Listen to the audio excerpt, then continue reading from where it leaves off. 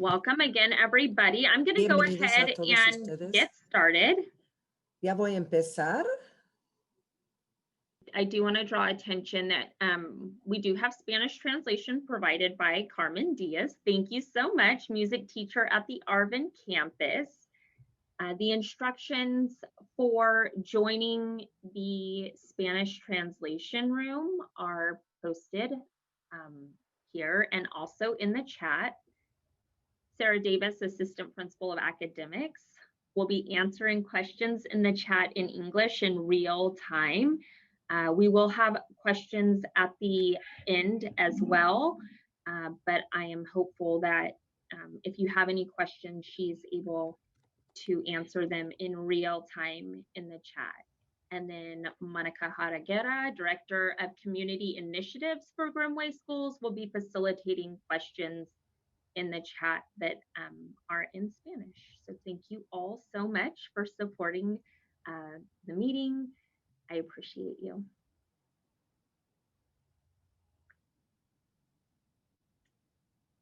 Okay. So just an overview of our mission statement.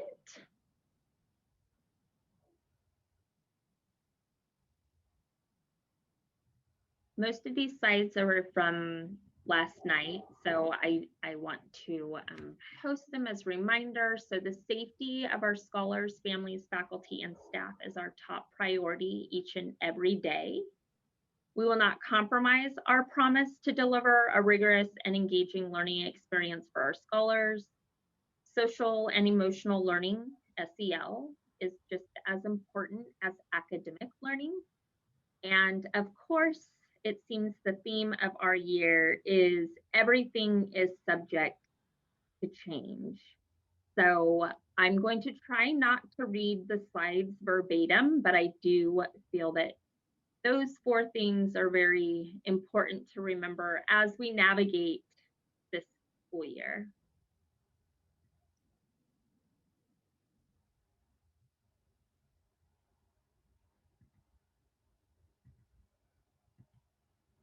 Our agenda for this evening, we'll be discussing the general school reopening timeline, the school operations, health and safety protocols, drop off and pickup protocols, the ABD hybrid model, our schedule specific to chapter attendance and truancy, child supervision, and then we will have our question and answer session at the end.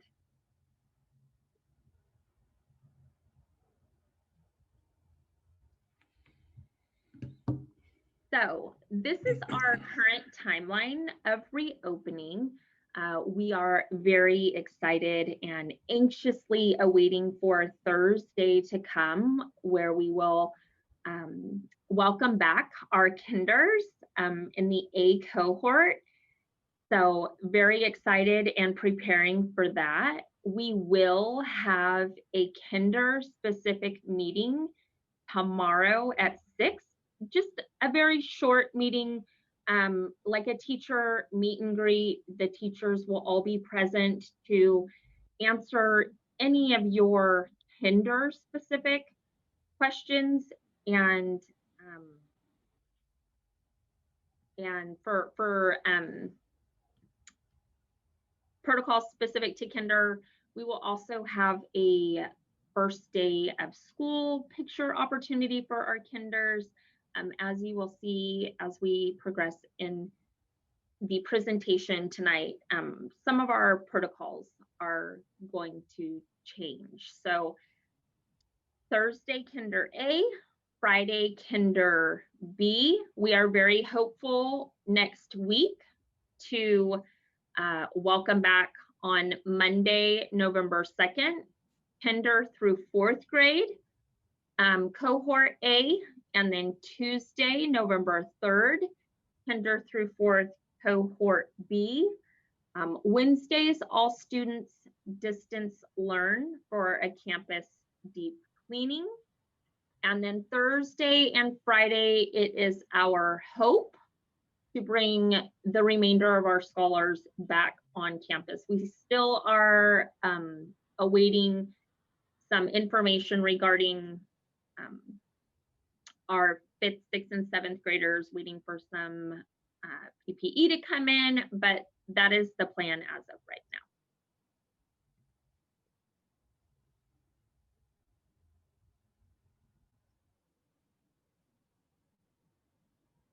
School operations, health and safety protocols overview.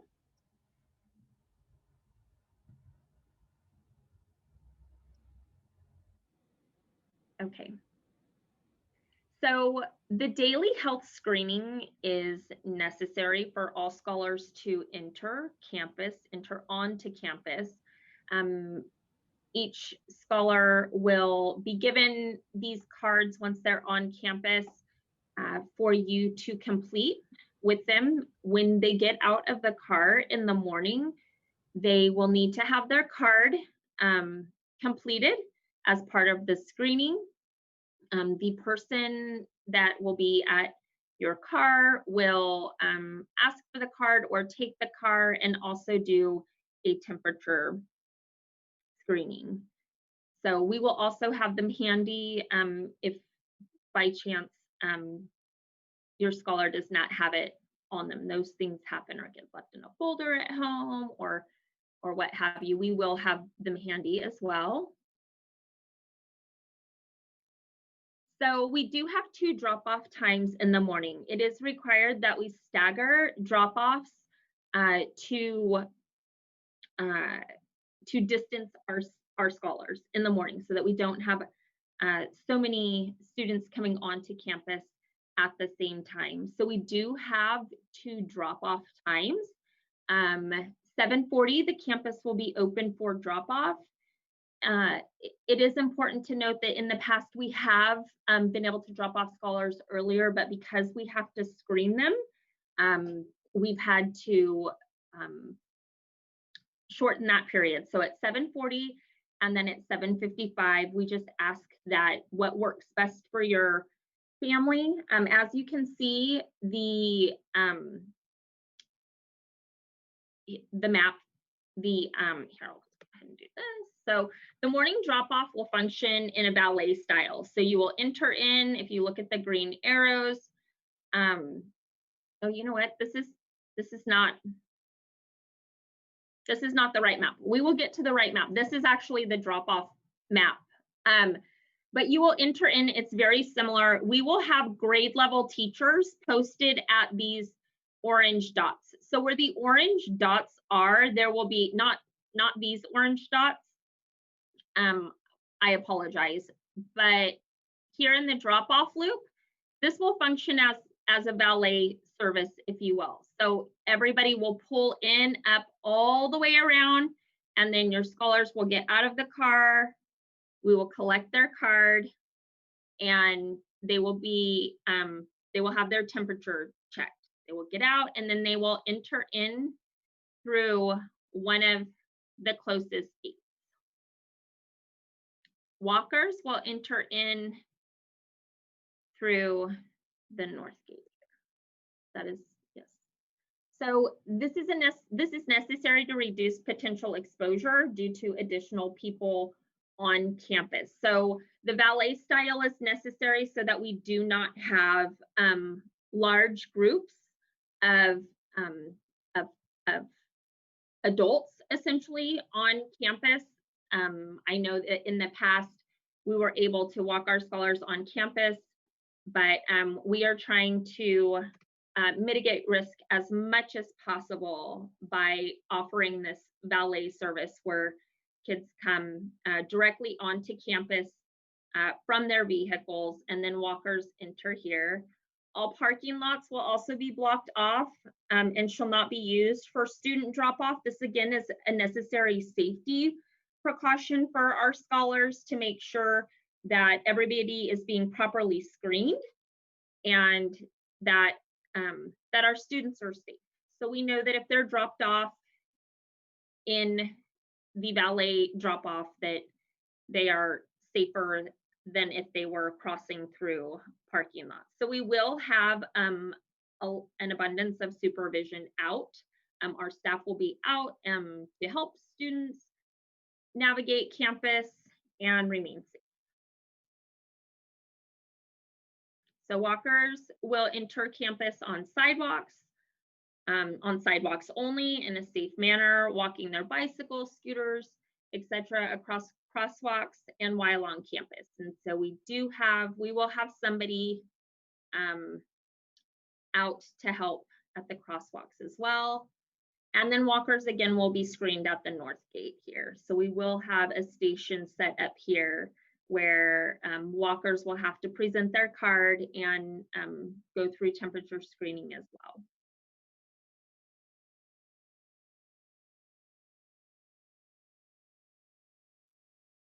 Okay, so this is actually the proper map for drop off. As you can see, there are not stations along this side for drop off. To help the flow of traffic, essentially, cars will all pull in here, all the way forward. There will be a person at each one of these locations, again, to screen. And hopefully that will help the flow of traffic. We've got 8 stations, 8 cars pull in, scholars get out, we take the card, we take the temperature, they go in through a gate, those 8 cars go out, the next 8 cars pull all the way forward, and hopefully we have a steady flow of traffic in the morning. Okay. So an abundance of thought and strategy have gone into the safe arrival, screening, and supervision of your children. This is morning supervision. So the numbers on these shapes indicate a grade level. So there will be a 2nd grade teacher here, a 3rd grade teacher here, a kindergarten teacher here. We'll have a teacher around the campus to help direct students. And then there will be a teacher also at each class to supervise scholars. So as students come onto campus, they will receive their breakfast after screening. So we will have breakfast tables set up with supervision. Scholars will come in, they will grab their breakfast, 2 hands, walk to class, to their supervision locations. So their 5th grade class, there will be a 5th grade teacher there to supervise, and so on. So at 8:10, teachers will transition from the screening location and their hallway assignments, and they will join the teacher that is supervising outside the classrooms. I want to note too that there are social distancing markers outside all classrooms. So students will go to their classroom location. There will be dots out there for them to stand on during that 15-minute time window that they're there until their teacher arrives, and then everybody will go into classrooms at the same time to begin instruction.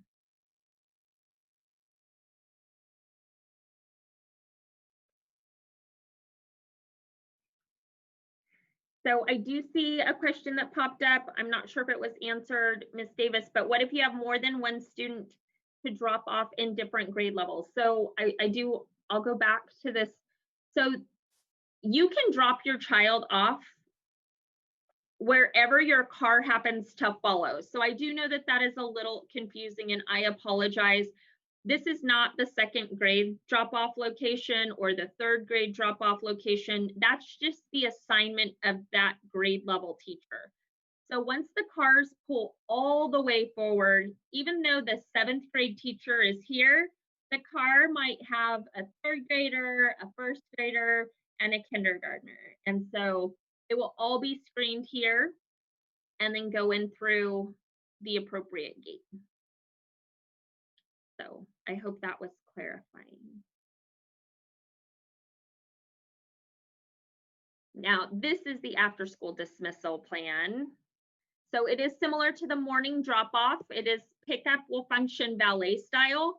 This is where the scholars and the grade levels will be, and there will be posters on the fence as reminders. So there will be a 4, The fourth graders will be standing here, socially distanced, and so on and so forth. So if you do have multiple children in grade levels, they'll essentially pull in. The kids will say that red car's mine. The teacher will acknowledge them. They will get into your car, and then you might need to pull forward to the different location to pick up another scholar. Unfortunately, I know in the past I've been told that the older students went to the location of the younger students, but to keep the cohort separate, although they are family related, we just want to make sure that we are keeping cohorts separately. So it is likely also that our 6th and 7th graders, although over here there will be a lot of them, and they may also need to station on the blacktop or on the basketball courts rather, and then keep a lookout for your car and go when they see it out the gate here. So that part might change. They might not be all the way out here, but on the basketball courts to allow for appropriate social distancing. And then of course, if you're picking up a first grader, you can exit through here just to also help facilitate the flow of traffic so that not everybody is waiting in the entire loop to go around. So if you have a fourth or third grader, you can exit here, pick up your kids and exit. We want this flow of traffic to be consistent as possible. So again, all parking lots will be blocked off. And this is necessary to reduce the potential exposure due to additional people on campus. Walkers will exit campus on sidewalks only in a safe manner. Again, walking their bicycles and so on and so forth. They will exit out the same gate here, the north gate. They will walk down the sidewalk. There will be supervision. Miss Irene and I spoke about this today. Crossing guard, they will cross here, walk down, and then there will be another crossing guard at this location here to help them cross safely so that they are not cutting through parking lots or here across the flow of traffic or here with exiting traffic. We want to maintain the safety of our scholars as much as possible. So they will cross here, go down, and then cross again if need be.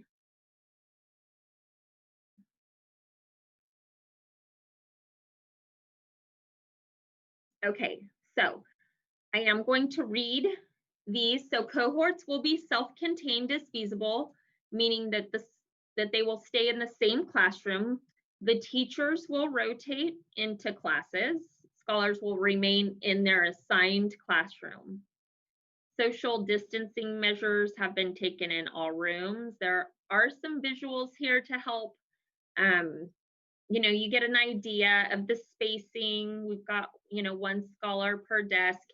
In some situations, we might have 2 at a desk, but we are awaiting the arrival of our clear. They are completely clear partitions for every scholar. So even if there are 2 students at a desk, they will both have partitions there as well, the clear ones.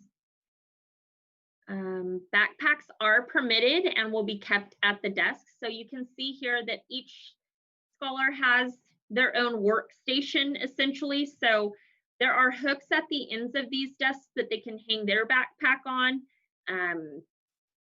They can also put them on the back of the chair, depending on the preference of the teacher, but there are hooks at the ends for them to hang their backpack. Sweaters, jackets, marked with first name and last name, or last initial rather, and room numbers. So for example, Brooke W, number 12, or even just first initial, last initial, and the room number. This will help us tremendously in identifying if any sweaters or jackets have been left around campus. We can then hang them on the outside of the room. So instead of a whole bunch of items going to lost and found, if we know that the initials and the room number are on the inside of a jacket or a sweatshirt, it will help us to relocate that, and then the teacher will essentially, be able to identify who it belongs to. So that will help a lot with jackets and sweaters. Scholars will have their own supply tab or cubby. So you can see they will have their own work supplies, either in a work station like this, or a supply tab on their desk. Water bottles may be kept at their desks and will be refilled by the teacher as needed. So we are putting big Sparklets water jugs in the classroom with a handy dandy electrical pump that charges. It's really cool. It just fits on the top. The teacher can push the button, refill the water bottle, and then push the button to stop. So we do have water in the classroom. There will also be cups available in the classrooms as well if your scholar does not have a water bottle. Just to touch on the items that your student can bring to school, they may bring a backpack. They will have to transport their Chromebook back and forth from school and home. They may need to take their supply tub or pencil box or pencil pouch home with whatever supplies they might need for their at-home learning time. And a jacket may be in their backpack, a water bottle, it may be in their backpack, but other than that, those are the only things that scholars should be bringing from home in their backpack.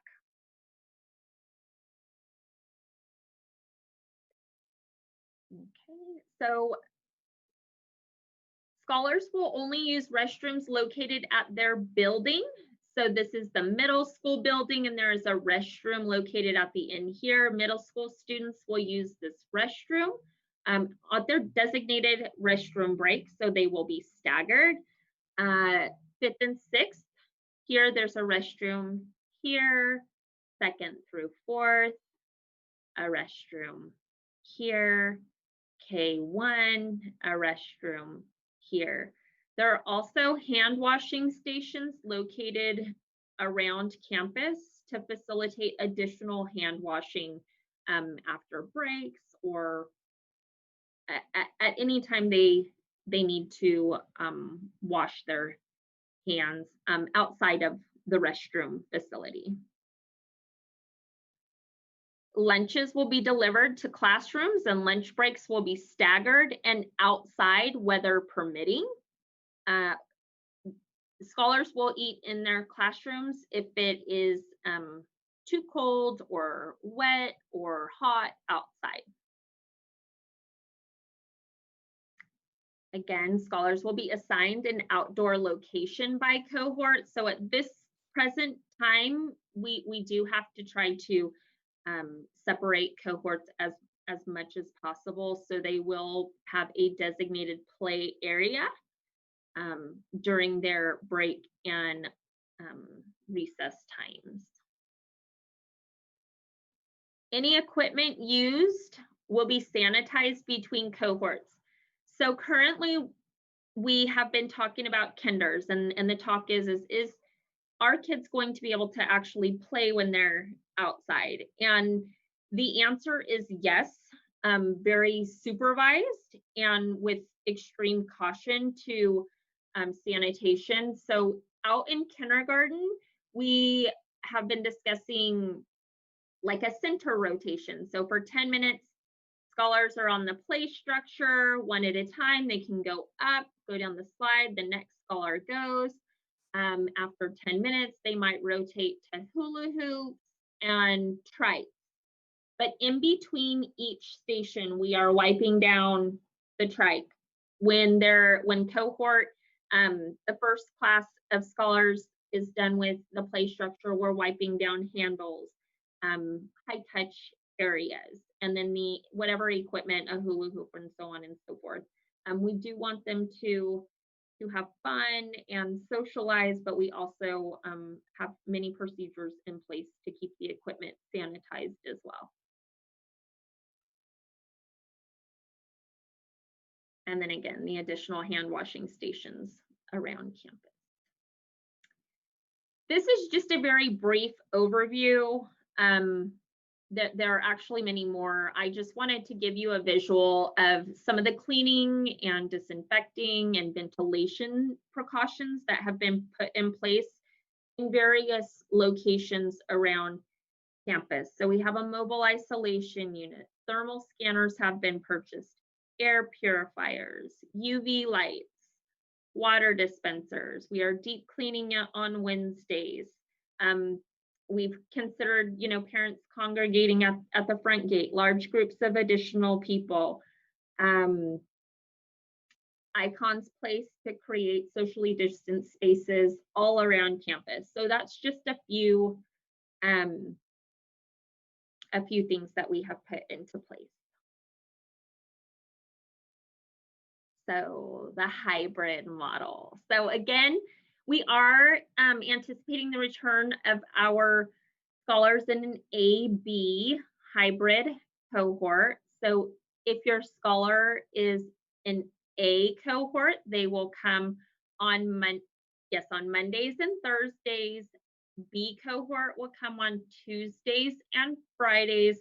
Wednesdays, everybody is distance learning. They will tune in to Lives and Landing.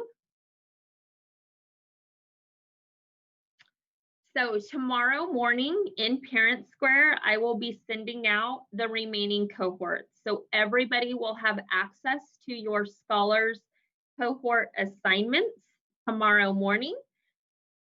We will also be posting them outside of the office as well. Please be mindful if you are going to come onto campus to view those cohort postings that you do remain socially distant. There are icons outside as well, just as reminders. You can also reach out to your scholars teacher for their cohort assignment. And then you may also call the office. I just ask that you give them a little bit of time to settle in the morning before just making that phone call and checking Parent Square first. So I just ask that tomorrow, if you want to call the office to learn the cohort, to call after 1 o'clock. This is what the cohort posting or spreadsheet will look like. So all the A's are green. It says Monday, Thursday, CSUN, Irvine, Pepperdine. The B cohort is orange. And then if you have elected distance learning, your scholar's name will be listed in blue. I do also ask that if you have selected distance learning, we are asking that you keep a commitment to that distance learning throughout the remainder of this quarter to help us with staffing. We will send out another survey, but we are bringing students back and learning the cohorts. And so if you've opted for distance learning, just be mindful of that. I am happy to work with families. I know that we have situations. So if you have any questions, please feel free to reach out to me at any time. It's also best that if you have the need to change on the survey, you might have selected distance learning because you didn't know all of the things that we had in place to keep your scholar safe. And so now you're reconsidering and want to bring them, on site. Please let us know right away so that we can keep cohorts balanced. We are happy to make those changes before we start bringing scholars back, and it's much easier for us to do that before we start school back rather than later.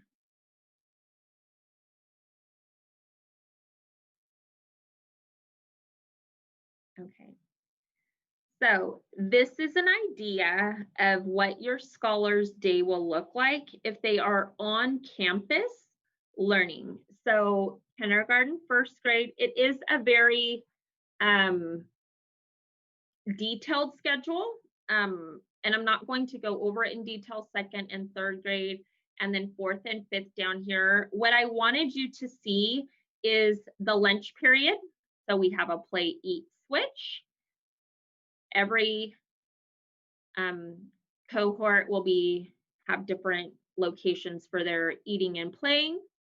The times are staggered. And then I also did want to bring to your attention their instructional day. So they do have lunch. They have humanities for a 90-minute block, ESY. So our scholars will still be receiving opportunities in the garden and kitchen. Social distancing in the garden outdoors, we can easily allow for that. With over an acre for children to spread out. Kitchen time, the kitchen educator will be pushing into classes as well. And then independent learning time, their elective, and then STEM as well, and landing. So they are getting a full day of enrichment and instruction if they need it, acceleration, or intervention. So the schedule will look the same if they are coming Monday, Thursday, or Tuesday, Friday. Also, a snack will be included in their breakfast. So we know that there's a little bit of time throughout their day. So kinder, first grade, they are eating and playing 10 to 11. So of course they will have a snack in the mid-afternoon as well.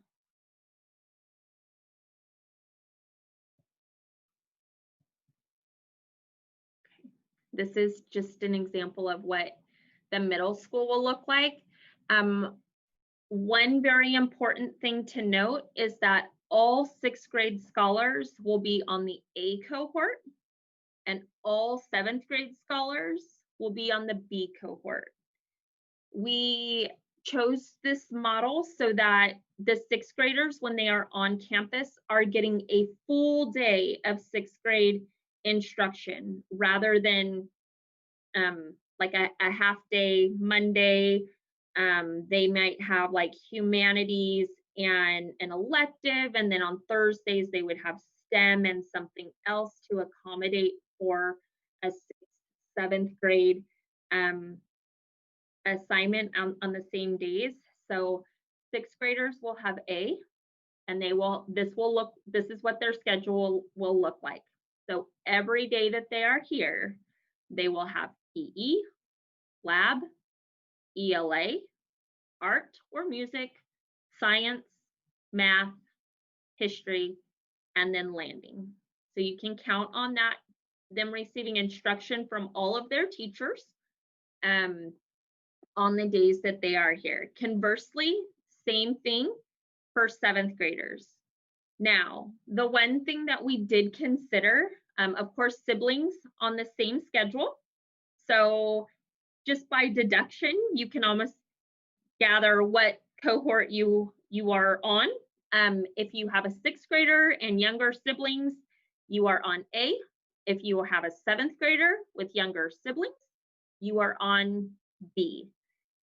We also did recognize that we might have some families with a sixth and seventh grader, and please reach out to us because we are prepared to potentially offer supervision if needed. We don't want any situations where we're not able to make this work and support our families.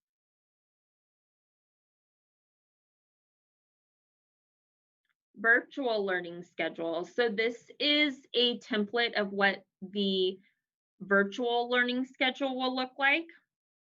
You can see here that Scholars will have a STEM small group by invitation only. All scholars will log in to their live launch and live landing with their current crew teacher.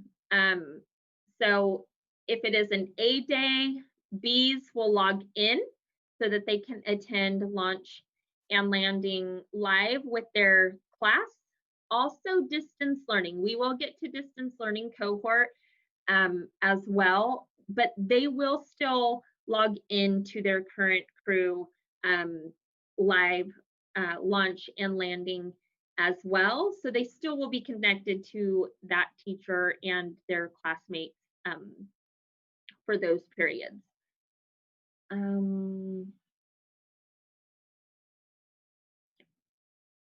We have included quite a lot of project-based learning and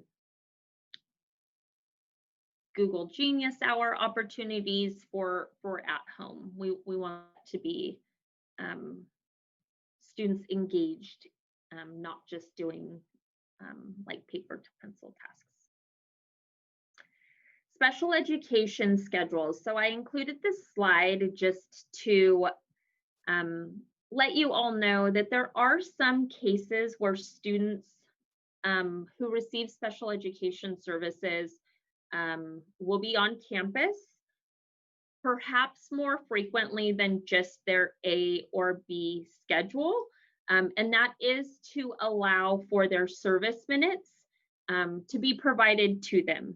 And so if you hear that, you know, your neighbor or friend's scholar gets to come to school 4 days a week, it is very likely that they are receiving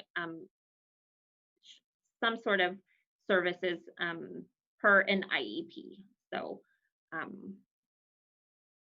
just wanted to let you all know that with our special education students perhaps being on campus. They will remain in the same class, so they too will not travel. If they are here more than just their A or B day, they will still remain in that same room regardless. Attendance and truancy, just a reminder as we come back that our attendance and truancy policies are still in effect. So if your scholar is not able to come to school or even lives or their distance learning day, please still call the office for an excused absence. That way the teacher is also aware as to why they haven't shown up. So we still will continue to make phone calls. Also possible to begin sending truancy notices out now that we're bringing students back and providing for a rigorous distance learning plan for our scholars. We want to make sure that that everybody's attending as often as possible. Okay, so cohort D, this is what we know. So students will have live launch and landing with their current crew teacher, as I mentioned. Distance learning teachers will be assigned to each grade level for families who choose to continue to distance learn. So their teacher throughout their day will be different than their current crew teacher. So these distance learning teachers will provide scholars with the same high quality instruction you are used to in a very similar distance learning format. Just as your children are logging in now and receiving you know, direct live instruction from an educator, it's the same format moving forward. They just will not have their current crew teacher. Right now, it's our plan to have our lab teachers fill that role.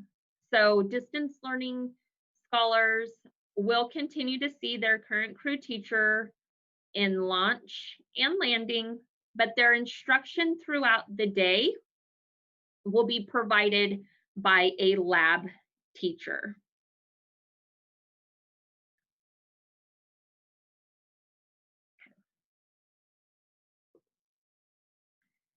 So just to touch on that, we really believe very strongly in providing students with that interactive opportunity. So for distance learning, for them to still be communicating directly with a teacher that is paying just attention to them and their cohort in Zoom, facilitating the chat, knowing their levels, providing them with the instruction they need for to advance in their learning is far more valuable than just watching what's happening in the classroom. So we know this through research that just logging in and watching a live classroom session is not as beneficial to those scholars as having one-on-one interaction directly with a distance learning teacher that's assigned specifically to their cohort.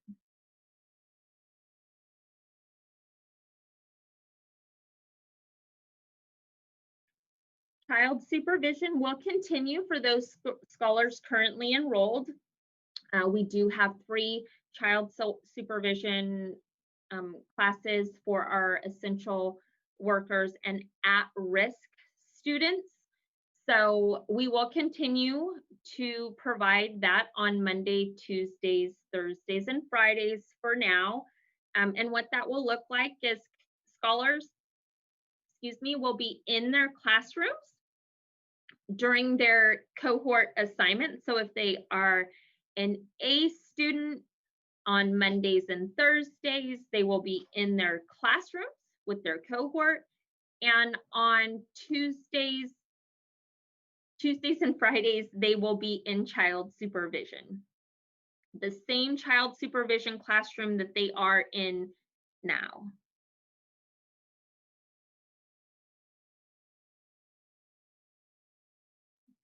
Our child supervision rooms are currently staffed by our ACEs employees. So with that funding, we can provide child supervision to essential worker families, which this is also why we currently do not have an after-school program because our after-school ACEs employees are being used for child supervision during the workday. We do hope eventually to get back to, our after-school program, but for now, that's how that staff is being utilized.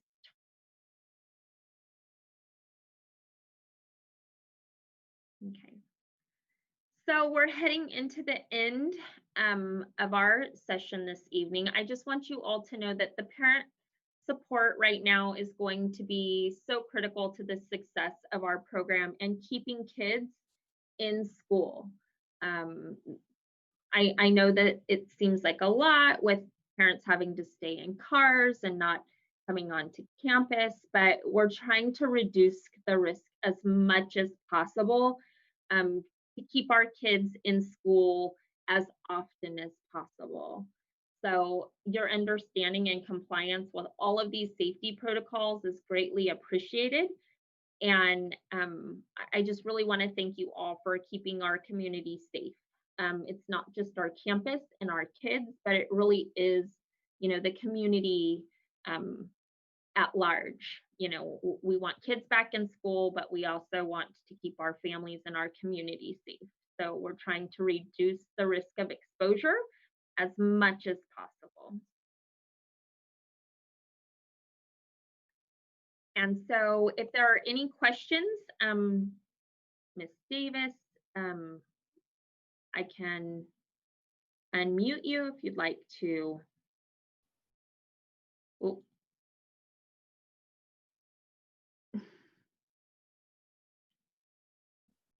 There.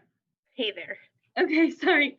Okay, parents, thank you for all the great questions. I was trying to type this response in, but I think it'll be best if I just say it. I understand that there were a handful of questions that weren't answered in the chat, but I do have a separate document that I'm saving so that Mrs. Webb can address those questions. So I apologize for the delay, but we are intentionally addressing all of your concerns. Mrs. Webb, the first question that many of our parents had is, why can't we open up campus before 7:40? So right now we do, it is a necessity to have that abundance of supervision with all of the teachers out front. And right now, the majority of our staff, their contracted day begins at 7:40.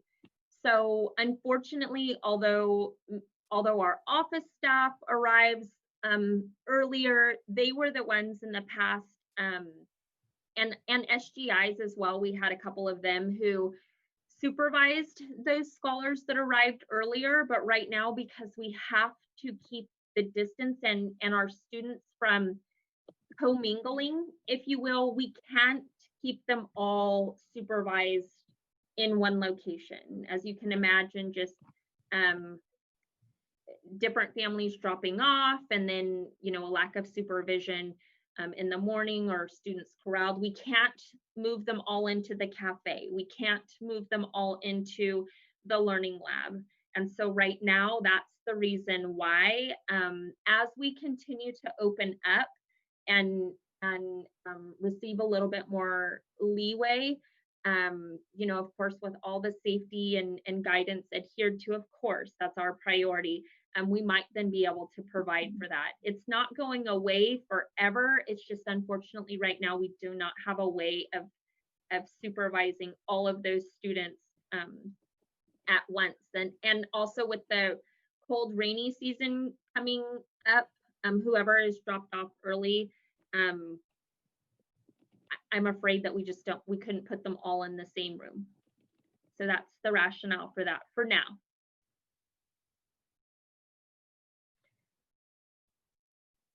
Thank you, Mrs. Webb. Lots of parents are having current questions about when this starts. We may have missed the beginning of the meeting. We're on a phased opening, so maybe you want to just review that real quickly. What was that? I'm sorry, Sarah. Sorry if my audio is bad. I think some of our parents missed the beginning of the meeting where we shared out the phased reopening. There's lots of questions about when this starts. Okay, so this starts for our kinders on Thursday and Friday. So kinders in the A group will start in just 2 days, Wednesday. So they have, what, 2 more sleeps tonight and tomorrow night.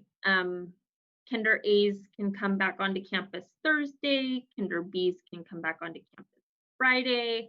Kinder A's through, so first, second, third, fourth, all come back on Monday. I believe it's November 2nd, top of my mind.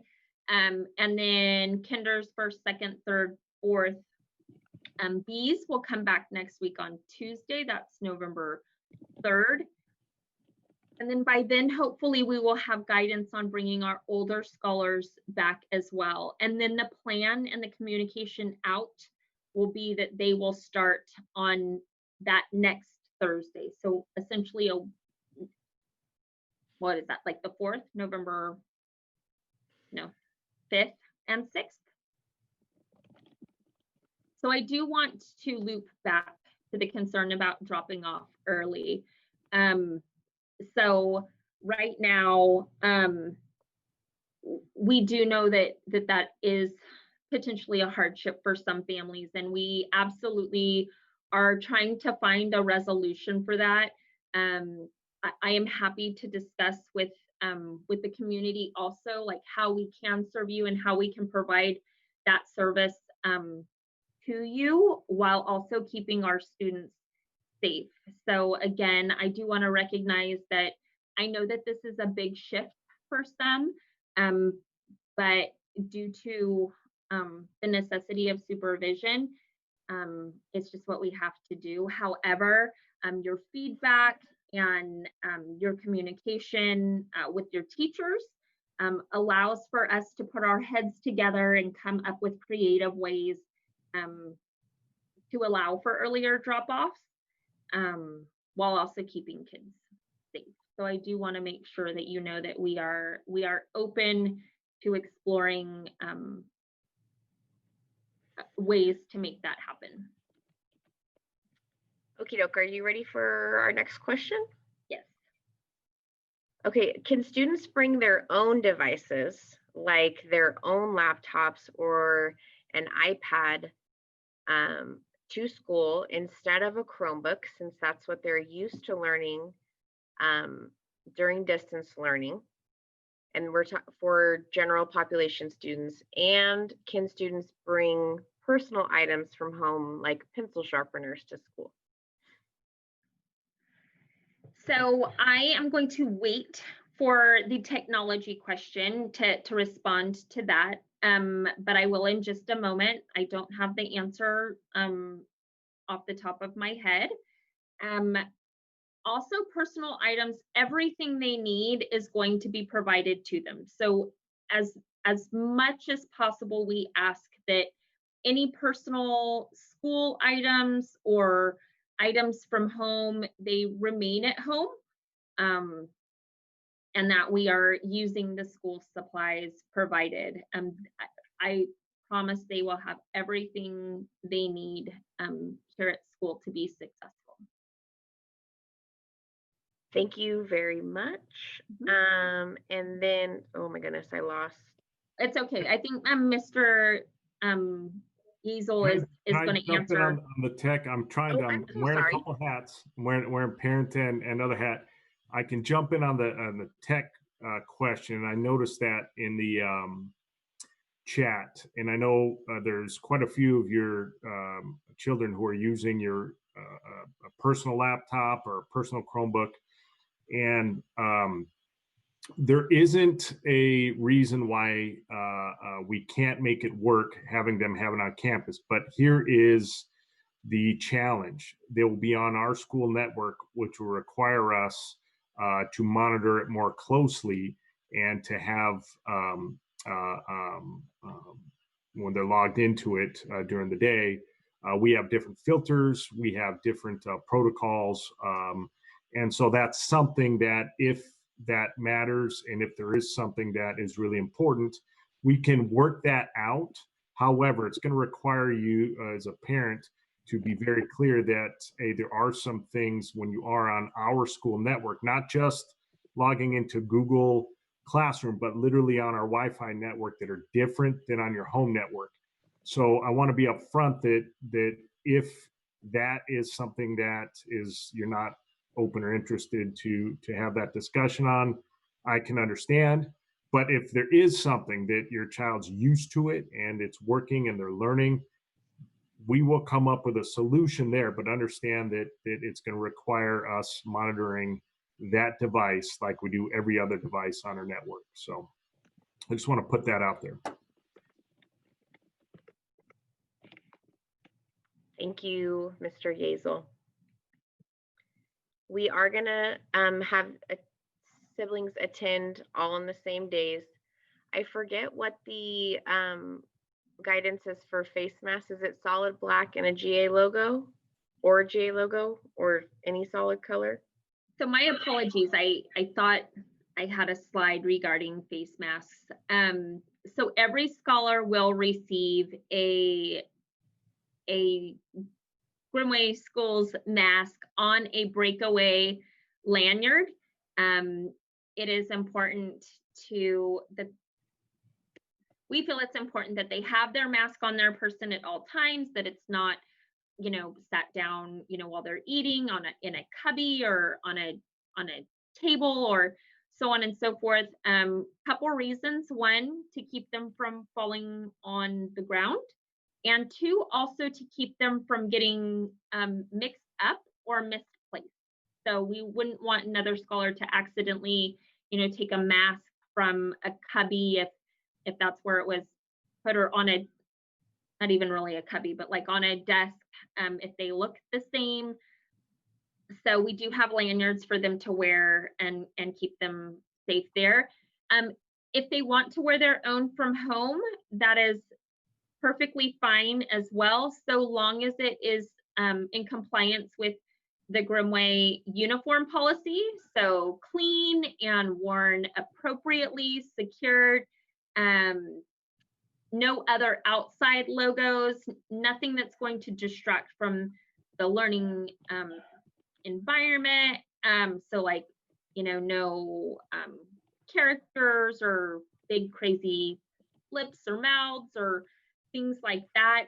So what we're saying right now is if they're wearing masks from home, that they are a solid color or a basic print, a polka dot, a stripe, a plaid, something that is very basic. If by chance a mask, a cloth mask is, excuse me, if it becomes dirty in any way, or if a scholar is in need of one, we do have extra cloth masks that we can provide to them, you know, and then also disposable masks as well. Great. And then the last question was about the screening placards for the first day.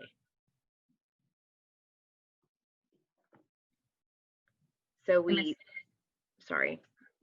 talked about getting the parents having the screening cards on the lanyards for the health check. Yes. So that was the original intent. I did get that new card. It's presented a little bit different than our last chat that we had.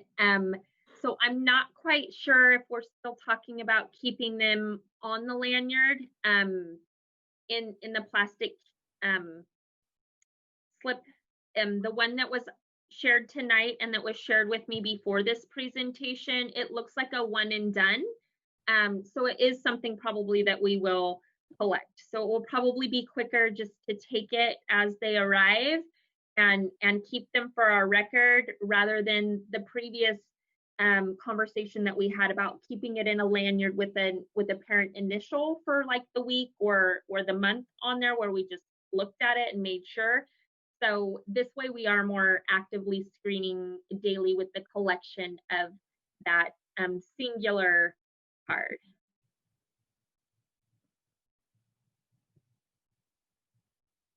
We are also looking at technology-based ways to do this as well, but for now, as we reopen, this will be our system. Some of our systems, the Raptor check-in system that we use in the front office, might have a solution that's digital. We have another system, Bamboo, that might have an option as well. So we are exploring digital options to screen our scholars quicker.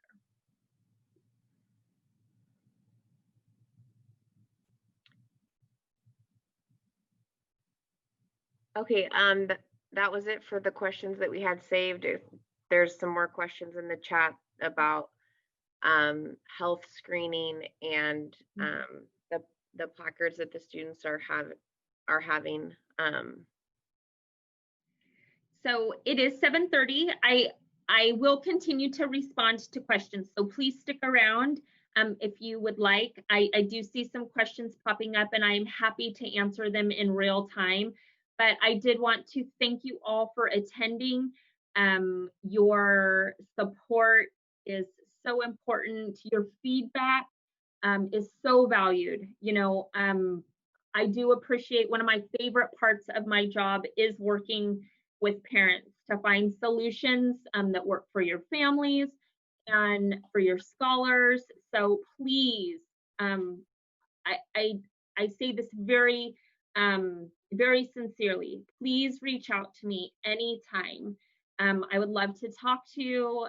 If email is best to correspond, please email me, or Parent Square chat also. Your questions, your suggestions, every little thing right now is more valuable than you could imagine as we work together to plan for the reopening of our scholars. So I really appreciate you and hope to hear from you as an active part in helping us bring your kids back to campus. So with that, good night. I am going to stay here and answer some questions, but I do want to also segue into you having a nice evening with your family if you would like to do that at this time too. So so it looks like We do have a new question that I think is very Okay. valid. so I think that right here, Miss Davis, if I'm gonna hit on this one, the fever check question. If there are any above that, would you let me know? So the fever check question concern, we do currently take a temperature screening on the wrist here. So that is our current protocol, rather than leaning in with the forehead. So there is that. For me, it just felt like a much nicer, less evasive way to take temperature screening, is just as effective. We also have purchased the thermal scanners, so it's not as close.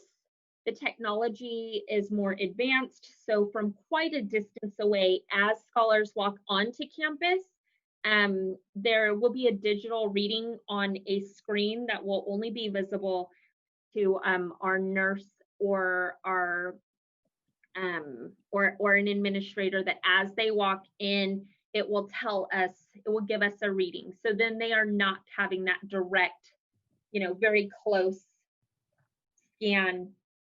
I am happy to work with you as a family with whatever you are most comfortable with. So if you prefer the scanner on a wrist, once we start doing the thermal scanners, we can arrange that with our nurse as well to have a step aside. But I do want to honor your choice in that as well. We also had a question about allergies. Okay, I saw that down here. Childcare is still an option for essential workers. Yes, please reach out to me directly.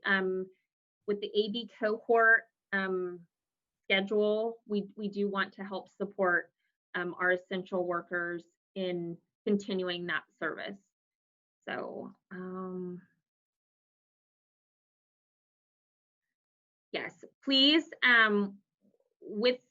with allergies and any kind of personal medical conditions, we want to support you and the kiddos as best as possible, whether we were back in school just like the old times. I hate to say the old times, the before times. I'm hopeful that those won't be old times, that they will be the same time soon. But yeah, I do not encourage you, if you want him to come to campus in a cohort model, please, yes, send him. And then as allergy season, if he needs to stay home, clearly there is an option to tune in as needed. So any accommodations for medical purposes, we are happy to work with you on supporting that need.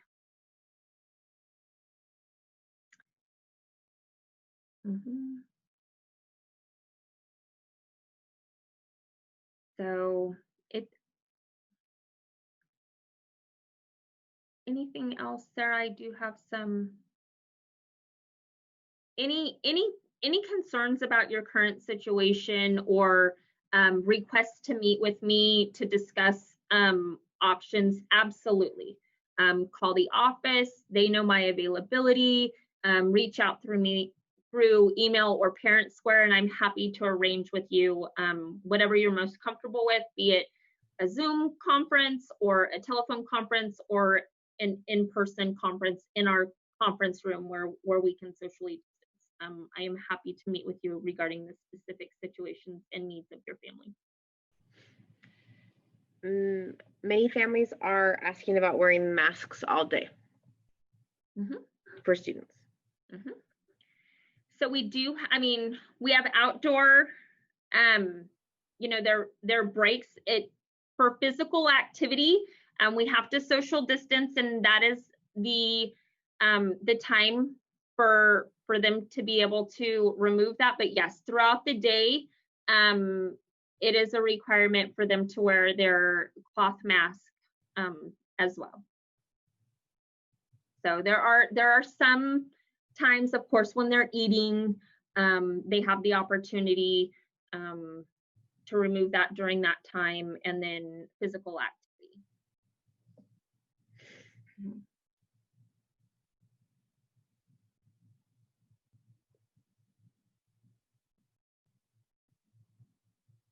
Oh, this is a really good question. Thank you so much, Sophia, for asking this question.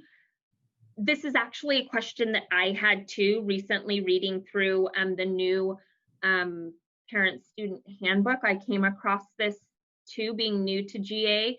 It says, are phones going to be turned into the office like they were before?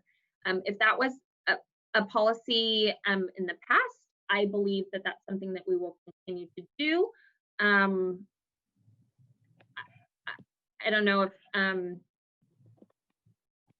if there is any other guidance on that from administration, but that is something that we will continue to do.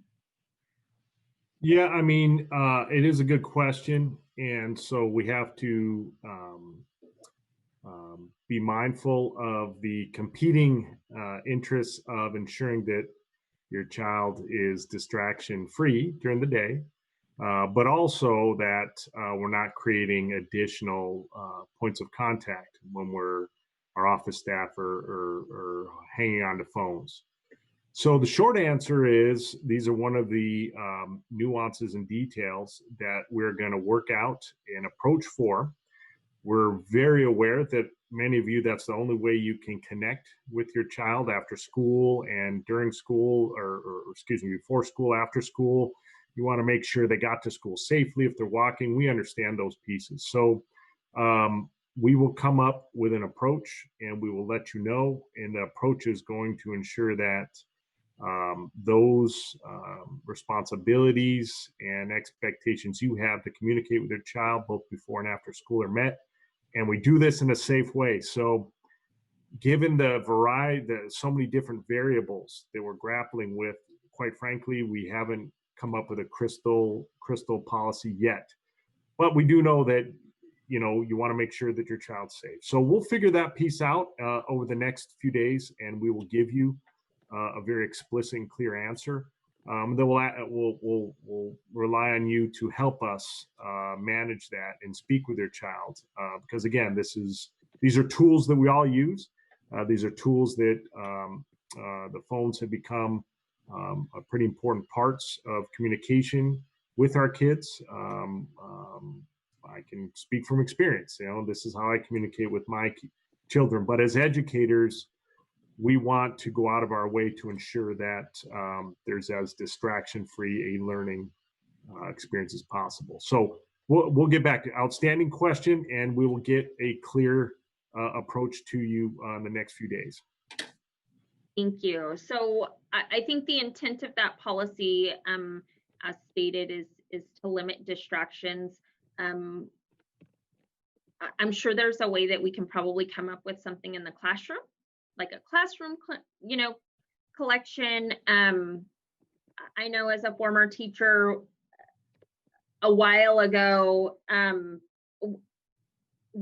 didn't have too many students, but I had a jewelry organizer, and they just kind of checked their, the hanging kind, and the kids came in, they put their phone in the compartment of the jewelry organizer. I zipped it closed, rolled it up, put it in my desk so that I knew that it was secure, but also not a distraction. So I'm sure that there's something similar that we can do for them, but in the classroom. Since they are going to be in their classroom, one classroom all day, it seems like something like that might be a solution. But again, we will work on figuring that out and messaging it out just as soon as we have an opportunity to come up with a solution. Will distance learning families meet the teacher they will be working with when not with their crew teacher?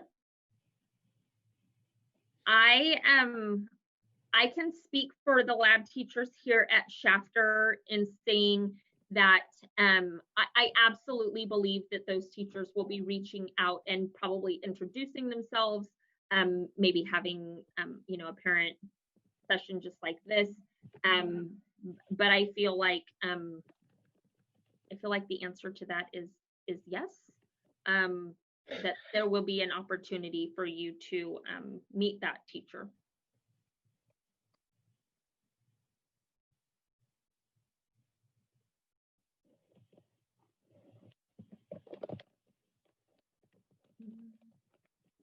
Mask policy, it's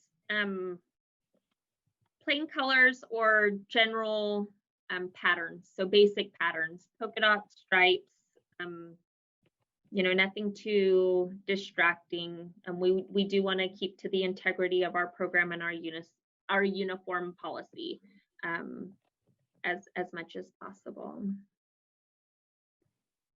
Ms. Webb, several people have asked if masks can be picked up prior to school starting.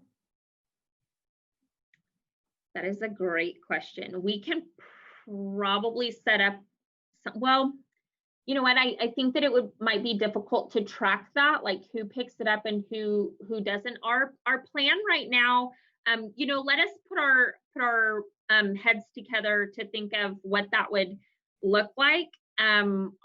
Our plan as of right now is, to welcome our scholars back on campus, with that lanyard in their mask, on the first day as they get out of the car with screening, to then make sure that they all get it. Then I know a question from last night was, can my child get a mask if they're distance learning? And absolutely, we have masks for every scholar regardless, and that's both campuses, regardless of if they are attending on site or not. So if you are distance learning, please do call us or come by, and we have those available. So okay.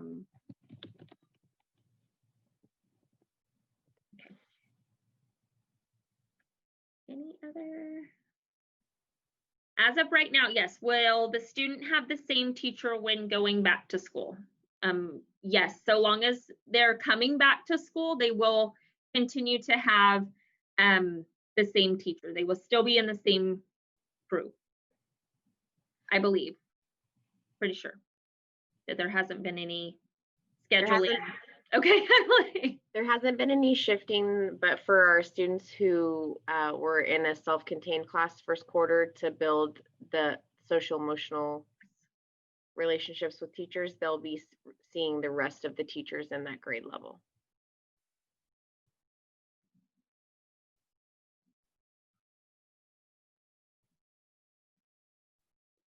Okay.